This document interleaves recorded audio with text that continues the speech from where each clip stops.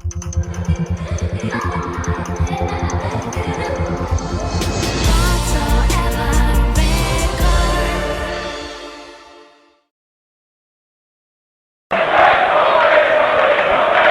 Fußball-Dienstag. Mit der Manuela Guyer.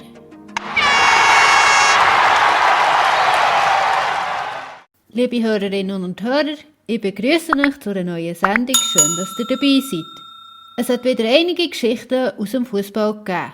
Wir fangen an mit dem Schweizer Fußball. Das Ergebnis vom Nachholspiel aus der Super League zwischen Zürich und Sion. Das Spiel ist 0:2 für Sion ausgegangen. Das Ergebnis aus der Super League vom 35. Spieltag.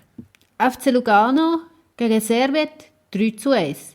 FC Luzern gegen FC Zürich 2:1. St. Gallen gegen Xamax 6:0. FC Thun gegen FC Basel 0:0. In der 71. Minute hat der Omar Aldarete eine gelb-rote Karte kassiert und Basel hat nur noch das 10. hoch gespielt. FC Sion gegen IB 0:1. An diesem Spieltag hat es 3 Heimsiege, 1 Auswärtssieg und 1 Unentschieden gegeben. Zur Tabelle. Platz 1 IB mit 73 Punkten. Platz 2 St. Gallen mit 68 Punkten. Platz 3 FC Basel mit 61 Punkten. Platz 4 Servette mit 49 Punkten. Platz 5 FC Luzern mit 45 Punkten. Platz 6 FC Lugano mit 44 Punkten. Platz 7 FC Zürich mit 42 Punkten.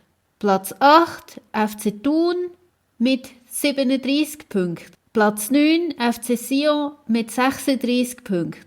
Platz 10 Xamax mit 27 Punkten. Zu den Nachrichten aus der Super League. Xamax steigt ab. Nach den letzten Spieltagen ist es jetzt endgültig klar. Xamax muss wieder in die Challenge League. Der Abstieg hat sich allerdings schon länger abgezeichnet. So hat der Club von der Aargauer Zeitung massive Kritik zu hören bekommen.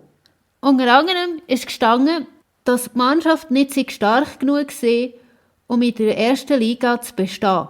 Der Besitzer Jean-France Gollet teilt die Kritik von der Aargauer Zeitung übrigens. Gegenüber dieser Zeitung hat er nämlich ganz rhetorisch gefragt, wer hätte am Anfang der Saison gedacht, dass sich die Mannschaft in der ersten Liga könnte behaupten. Weiter sagt er, dass Xamax ein Ausbildungsklub wird, ist eher utopisch gewesen. Mit den vorhandenen Spielern ist Xamax einfach nicht konkurrenzfähig gewesen. IB wird Schweizer Meister. Der Berner Fußballclub hat am 35. Spieltag die Schweizer Meisterschaft feiern. Es war der 14. Meistertitel für IB und der 3. in Folge. Also, schon 2018 und 2019 hat der Berner Club die Schweizer Meisterschaft für sich entscheiden. Während in Deutschland Bierduschen verboten waren, haben sich Berner mit Champions bespritzen.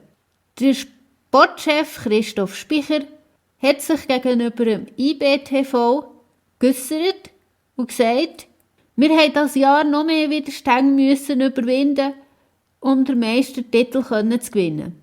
Nach Angaben von ein paar Spielern gegenüber dem IBTV sind die Berner nach dem Spiel gegen Sion im Wankdorf von ein paar Fans empfangen worden. Der Sportchef Christoph Spicher bedankt sich allerdings bei den Fans, die die Mannschaft empfangen haben, dass es relativ kurz ist gehalten wurde und dann alle ziemlich schnell heim sind.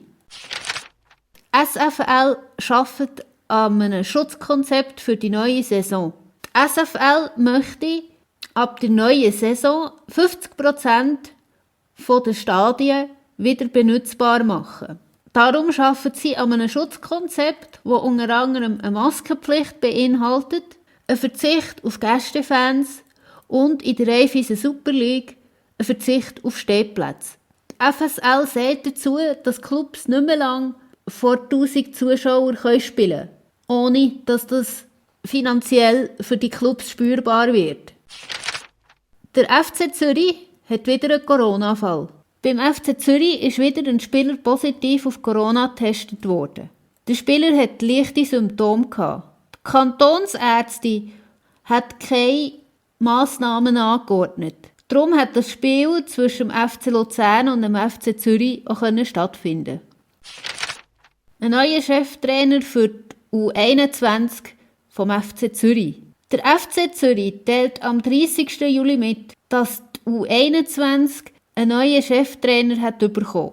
Der Mann heisst Arthur Petrosian und hat offenbar schon für den FC Zürich gearbeitet. Er ist 48 und wird mit der U21 vom FC Zürich am 15. August in die Promotion League starten. Zum deutschen Fußball. Nachrichten aus der Bundesliga. Bayern ist nicht so lauffreudig. Letzte Woche ist die Kilometertabelle von der Bundesliga-Saison 2019-2020 veröffentlicht worden. Demzufolge ist Bayer Leverkusen mit 4.954,66 Kilometer die lauffreudigste Mannschaft gewesen. Der erste FC Köln ist mit 3.832,87 Kilometer auf dem letzten Platz gelandet. Und der FC Bayern München ist mit 3.930,2 Kilometer auf dem 10. Platz gelandet. Die zweitplatzierten Dortmunder sind mit 3.924,96 Kilometer sogar nur auf dem 12. Platz gelandet. Die ganze Tabelle kann man übrigens auf Sport 1 im Artikel «In dieser Tabelle ist Bayern 10. finden». Wer spielt wen?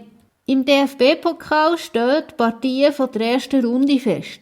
Und ganz sicher spielt Dynamo Dresden gegen HSV, Eintracht Braunschweig trifft auf Hertha BSC Berlin, der erste FC Nürnberg trifft auf RB Leipzig, der Karlsruher SC muss gegen Union Berlin spielen und der Drittligist Würzburger Kickers spielt gegen Hannover 96.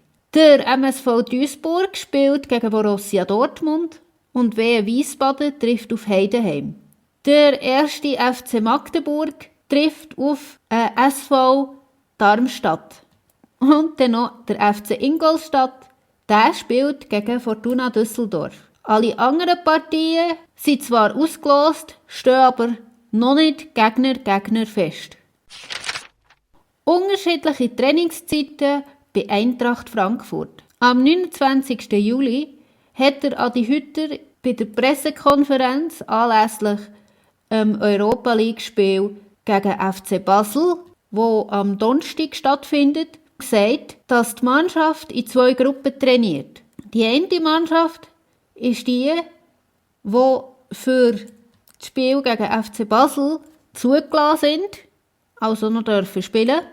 Und die andere Gruppe sind eben Neuzugänge, die dann eben nicht nach Basel fahren. Die Trainingszeiten sind so gelegt, dass der Adi Hütter beide Gruppen trainieren kann. Zudem hofft er, dass Frankfurt die Suppe, die sie mit dem 0:3 daheim sich eingebrockt haben, wieder auslöffeln können. Im Anschluss an die Pressekonferenz hat das erste Mannschaftstraining im Stadion von Eintracht Frankfurt stattgefunden.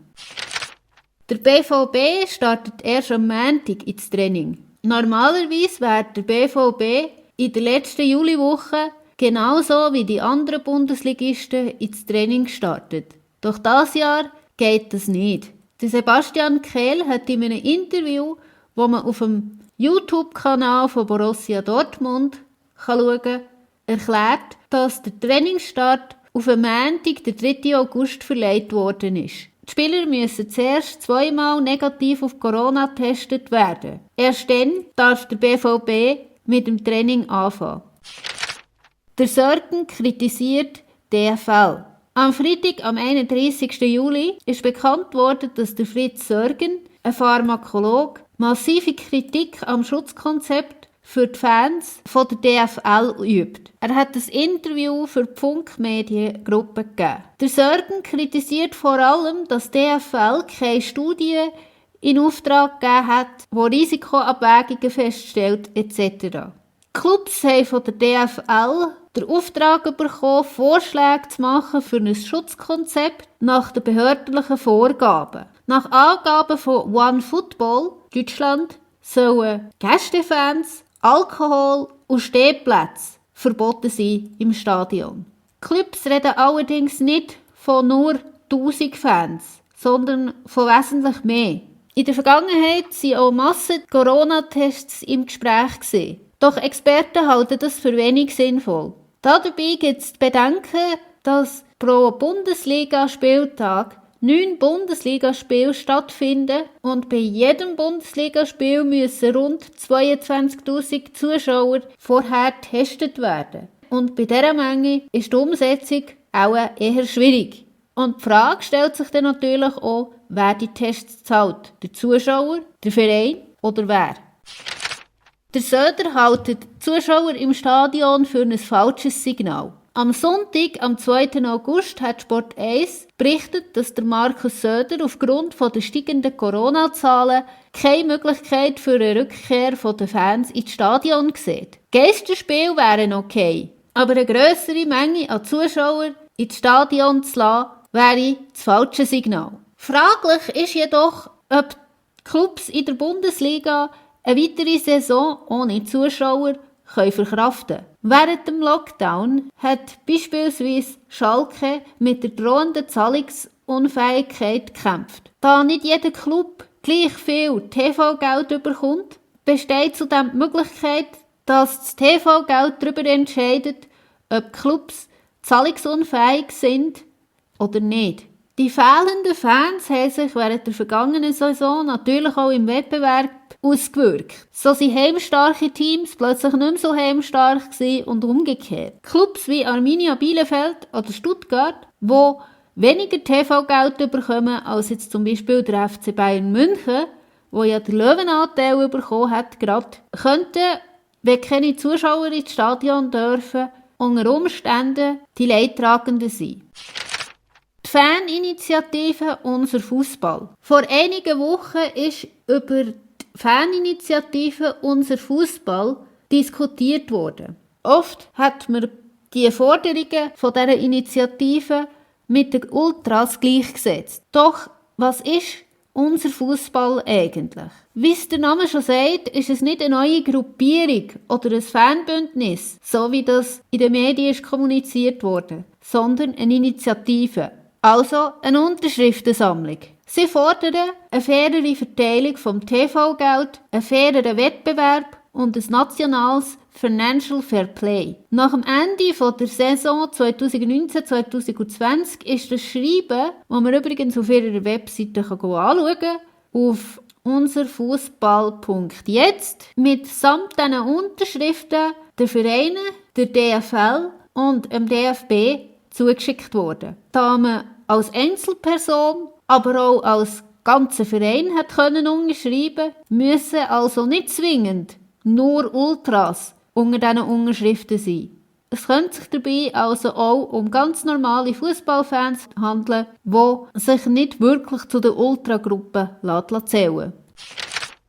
Hoeneß zu Hoffenheim. Der Trainer der zweiten Mannschaft vom FC Bayern München, der Sebastian Hoeneß, wechselt zur TSG Hoffenheim. Der Hoeneß wird dort als Cheftrainer für die erste Mannschaft fungieren. TSG hat ihm einen Vertrag bis ins Jahr 2023 gegeben. Mit ihm wechselt auch sein Co-Trainer David Cresidello. Die beiden haben in der vergangenen Saison mit der zweiten Mannschaft den Meistertitel geholt in der dritten Liga. Hoffenheim verlängert mit dem Baumann. TSG hat den Vertrag mit dem Oliver Baumann verlängert. Der Vertrag war ursprünglich bis ins Jahr 2021 gelaufen. Jetzt ist der Vertrag vom Goalie bis ins Jahr 2023 verlängert worden. Eras zu Werder. Der 25-jährige Defensivspieler Patrick Eras wechselt zu Werder Bremen. Der Spieler hat bis jetzt bei Nürnberg gespielt. Er hat den Vertrag bis ins Jahr 2023 bekommen und ist ablösefrei. Der Ragnar Ache offiziell vorgestellt. Am Donnerstag, am 30. Juli, hat Eintracht Frankfurt seinen Neuzugang Ragnar Ache vorgestellt. Er kommt vom holländischen Club Sparta Rotterdam. Er ist in Deutschland geboren und gerade erst mal 22. Der Mittelstürmer kann auch auf der Position links aussen spielen. Bei Eintracht Frankfurt hat er einen Vertrag bis ins Jahr 2025 bekommen. Frankfurt gibt ihm die Rückennummer 21. Der Transfer ist so seit dem 3. Januar 2020 bekannt. Schalke verlängert mit dem Becker. Der 23-jährige Innenverteidiger Timo Becker hat seinen Vertrag beim FC Schalke 04 um ein Jahr verlängert. Der Vertrag wäre in dieser Saison ausgelaufen. Der Sportvorstand Joachim Schneider hat gesagt, wir sind froh, dass der Schalkener Jung Timo Becker bei uns bleibt. Er hat in der vergangenen Saison gezeigt, dass er das Rüstzeug hat für die Bundesliga. Schlotterbeck wechselt zu Union Berlin. Der 20-jährige Innenverteidiger Nico Schlotterbeck wechselt vom FC Freiburg zu Union Berlin. Sein Bruder Kevin Schlotterbeck hat in der vergangenen Saison bei Union Berlin gespielt. Der Spieler kommt leihhalber zu Union Berlin. Der Nico Schlotterbeck sagt, mein Bruder hat mir schon einiges über Union erzählt und nach seinen Erzählungen bin ich auf den Verein und auf seine Fans gespannt. Der Teuchert verlässt Schalke 04.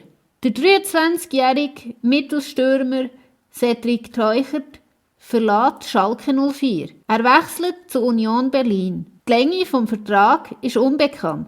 Der Geschäftsführer von Union Berlin hat gesagt, mit dem Cedric haben wir einen talentierten Stürmer dazu gewonnen. Köln behaltet der Leistner nicht. Der erste FC Köln hat kein Interesse daran, den ausgelehnten Innenverteidiger Toni Leistner zu behalten. Darum geht der 29-Jährige zu Queen's Park Rangers in die Championship zurück. Dort hat er noch einen Vertrag bis ins Jahr 2021. Der Horst Held, Sportgeschäftsführer vom 1. FC Köln, hat gegenüber Bild gesagt, dass er mit dem Toni geredet hat und ihm gesagt hat, dass sie ein Überangebot von Innenverteidigern haben. Nachrichten aus aller Welt. FIFA prüft die Kürung vom Weltfußballer. Am Donnerstag, am 30. Juli, hat die FIFA gegenüber der deutschen Presseagentur bekannt gegeben, dass sie prüft, ob eine Kürung vom Weltfußballer nicht doch könnte durchgeführt werden. Ursprünglich hätte der Titel Weltfußballer vom Jahr am 21. September in Mailand stattfinden. Aufgrund der Corona-Krise ist die Veranstaltung aber abgesagt worden. Nach der Absage vom Ballon d'Or hat der Karl-Heinz Rummenigge angekündigt, bei der FIFA anzurufen und zu fragen, ob die Vergabe vom Weltfußballer vom Jahr nicht doch möglich sei. Ob die Prüfung von der FIFA damit zu tun hat, dass der Rummenigge sich bei der FIFA gemeldet hat, ist unklar.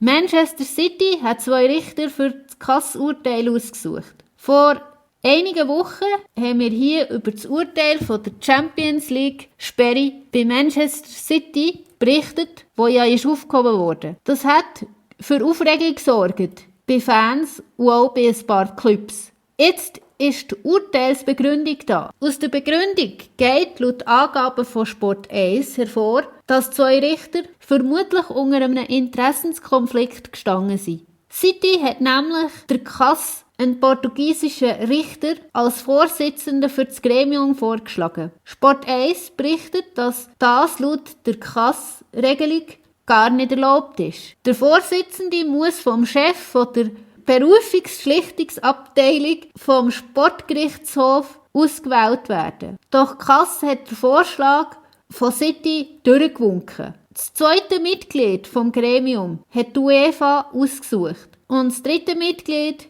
vom Gremium hat Manchester City dürfen auswählen. Und der Urteilsspruch ist 2:1 für City ausgefallen. Zum Spieler von der Woche. Der Spieler von der Woche heisst Imad Zattara. Der Imad Zattara ist am 1. Oktober 1984 in Stockholm, Schweden, geboren. Er hat aber auch die palästinische Staatsbürgerschaft. Er spielt im rechten Mittelfeld, kann aber auch Mittelstürmerposition spielen. Am häufigsten hat er für schwedische Mannschaften gespielt. In der Saison 2014-15 und in der Saison 2017-18 ist er vereinslos gewesen. Seit der Saison 2018-19 spielt er für den Sur SC in Oman. Ob der 35-Jährige dort noch spielt, ist unklar. Vom Jahr 2008 bis ins Jahr 2014 hat er für den FC Syrianskia gespielt, wo er auf 56 Einsätze kam. Nach Angaben von Transfermarkt ist er insgesamt 163 Mal auf dem Platz gestanden und hat 27 Goal geschossen und 19 vorbereitet. Möglicherweise waren es auch mehr gewesen. Die Angaben zwischen Wikipedia und Transfermarkt unterscheiden sich ein bisschen. Vom Jahr 2004 bis ins Jahr 2015 hat er für die palästinische Nationalmannschaft gespielt. Laut Angaben von Transfermarkt ist er 28 Mal auf dem Platz gestanden und hat 3 Goal geschossen. Sein Debüt in der Nationalmannschaft hat er am 16. November 2011 gegeben. Liebe Hörerinnen und Hörer, damit sind wir am Ende der Sendung. Schaltet doch auch nächste Woche wieder ein, wenn es wieder heisst, der Fußball-Dienstag. Die Sendung hier wird alle 2 Stunden bis um Mitternacht wiederholt. Und es gibt es auch als Podcast, wo man die ganze Sendung jederzeit nachhören kann. Ich wünsche euch einen schönen Abend oder eine gute Nacht. Tschüss miteinander.